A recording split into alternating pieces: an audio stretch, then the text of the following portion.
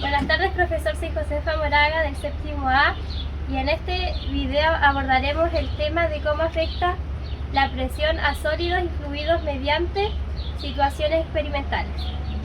El objetivo general de este trabajo es ilustrar el efecto de la presión sobre los fluidos y sólidos a través de experimentos de física. Los objetivos específicos son: 1. Conocer el concepto de presión. 2. Comprender el efecto de la presión en los fluidos. 3. Comprender el efecto de la presión sobre los sólidos. 4. Identificar cómo la presión afecta a nuestro alrededor para comprender su efecto. Se define como la fuerza ejercida sobre una superficie. Una fuerza se reparte en la superficie sobre la que actúa. La presión mide este reparto y se define como la fuerza aplicada perpendicularmente sobre cada unidad de superficie. Cada vez que un objeto ejerce una fuerza sobre otro por algún tipo de contacto, estará ejerciendo una presión. Por ejemplo, nosotros por el simple hecho de estar de pie ejercemos una presión sobre el piso, y también el aire ejerce una presión sobre nosotros. Hoy veremos cómo actúa la presión en fluidos y sólidos a través de algunas situaciones experimentales. La fórmula para medir la presión es: presión es igual a fuerza dividido superficie. Esto se puede ver de manera muy fácil y cotidiana. Por ejemplo, tenemos una manguera por la cual está saliendo agua. Al colocar el dedo en la punta de la manguera, el chorro de agua llegará más lejos.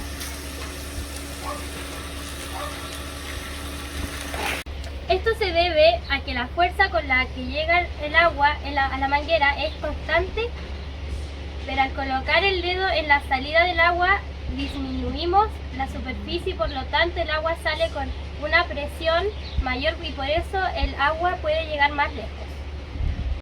Para el primer experimento debemos definir que un fluido es cualquier sustancia líquida o gaseosa. Los gases tienen la propiedad de ser comprensibles y los líquidos son casi incomprensibles. ¿Pero por qué significa esto? Vamos a verlo a través de un sencillo experimento. Para esto necesitamos una jeringa y un pocillo con agua. Primero llenamos la jeringa con agua y pondremos nuestro dedo en la punta de la jeringa y presionamos el émbolo intentando que salga el agua. Podemos ver que aunque apliquemos mucha fuerza, el émbolo no se mueve. Ahora, al hacer lo mismo, pero con aire, podemos ver que al apretar el émbolo, este sí se mueve. Esto se debe a que el agua es casi incompresible, pero el aire sí es compresible. Ahora, para ver el efecto de la presión en los fluidos, realizaremos el siguiente experimento. Necesitamos un recipiente con agua, una botella partida en la mitad y una tapa que sea más grande que la boca de la botella. Primero sujetamos la tapa en la boca de la botella y como vemos, la tapa se cae, ya que es más grande. Pero si hacemos lo mismo y sumergimos la botella en el recipiente con agua, podemos observar que la tapa no se... Esto se debe a la presión que ejerce el agua sobre la tapa. Ahora vamos a ver qué ocurre al agregar agua al interior de la botella.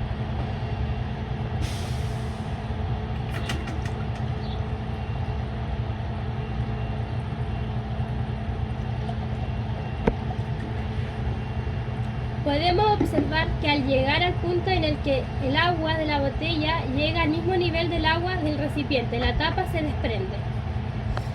Esto se debe a que se igualan las presiones dentro y fuera de la botella.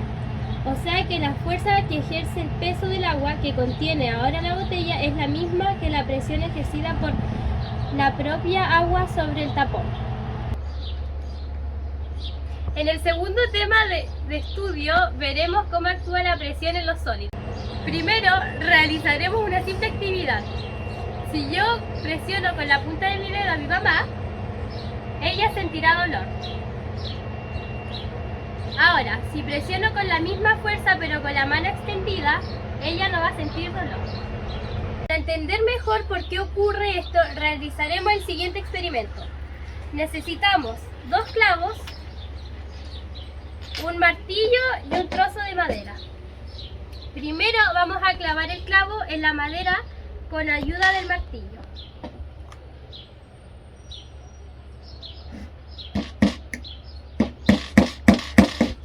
Con la punta del clavo hacia abajo. Podemos ver que sin mayor esfuerzo el clavo penetra la madera. Ahora vamos a tratar de clavar el clavo, pero con la punta mirando hacia arriba.